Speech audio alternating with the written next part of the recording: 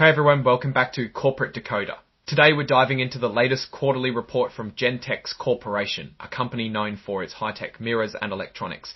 This report is kind of like a choose-your-own-adventure book, but instead of fun, you get numbers. But before we jump in, this report actually had a bit of action, with revenues taking a slight dip. If you appreciate getting straight insights from corporate documents, make sure you're subscribed. We also have a Discord community linked in the description below to discuss the report. Make sure to check it out. This is Gentex's 10Q, which is basically a quarterly checkup they give to the Securities and Exchange Commission, or SEC. It's like a report card showing how they did over the last 3 months. This report covers the period that ended on March 31, 2025, so we're looking at the first 3 months of the year. Gentex is a company that's publicly traded and their stock trades under the ticker symbol GNTX on the Nasdaq. This filing tells us they had over 224 million shares outstanding. This is a pretty key number. It tells us how many pieces of the company are floating around on the stock market. It's important for things like calculating earnings per share.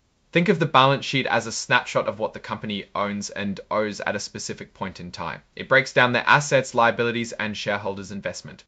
Gentex had about $286 million in cash and short-term investments.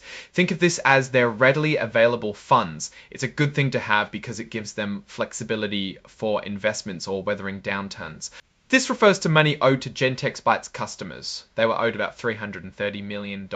This indicates how much credit they extend.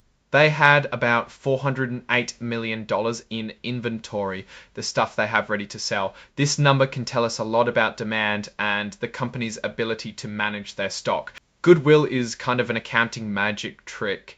It represents the value of things they've acquired beyond the tangible stuff. Gentex shows over $340 million in goodwill, mostly from a past acquisition. In total, Gentex had about $27 billion in assets. This is everything they own and can potentially use to generate revenue. Here we see they owed about $162 million to their suppliers. It's always good to keep an eye on whether this grows faster than revenue. This shows how much profit the company has kept over time. Gentex had over $1.4 billion invested in the business. On the other side of that equation, they list total liabilities and shareholder equity of $2.7 billion. Now let's shift gears and talk about the company's income statement. This shows how much money they brought in and how much they spent over a period of time. Net sales were $576 million, which is actually a slight decrease compared to the same period last year. That means they're selling a bit less than they were. They spent $385 million on making their products, what is usually called cost of goods sold. After subtracting the cost of goods sold, they had a gross profit of about $191 million. That's the money left to cover their other expenses.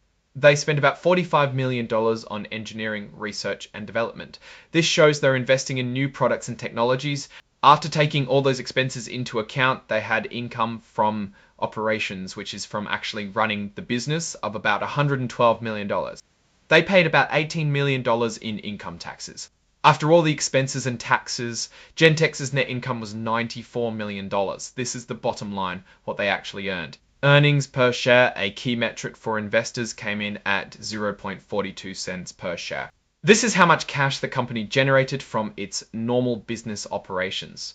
During the quarter, Gentex generated $148 million in cash from operating activities. The company spent almost $37 million on plant and equipment. This gives us a peek into where they're planning to invest. There's additional cash flow data to help us understand the report better. There's also supplemental cash flow data to get a deeper view of how things are moving. The numbers we're looking at aren't the final audited figures. They're preliminary and could change a bit when the full report comes out. The accounting rules are always changing and may affect future results.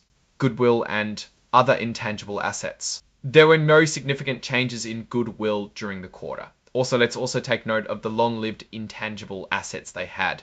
It totaled almost $408 million. The company has a range of investments. Their strategy may be to diversify their holdings or to just earn extra income.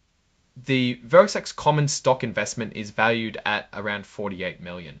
In total, they report over $444 million in assets this quarter. They have more supplemental cash flow data to dissect in this part of the report.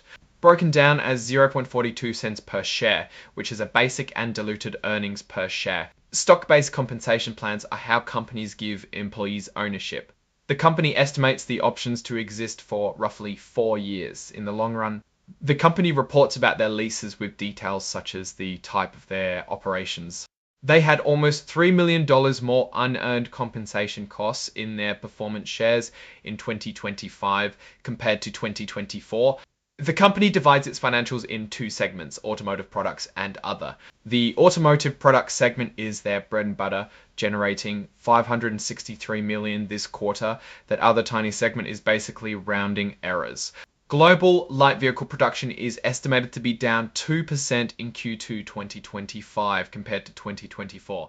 The company is committed to buying back shares from their investors. There's 6.3 million shares left available for repurchase as of March. Their income tax expenses is another source to analyze the company's performance.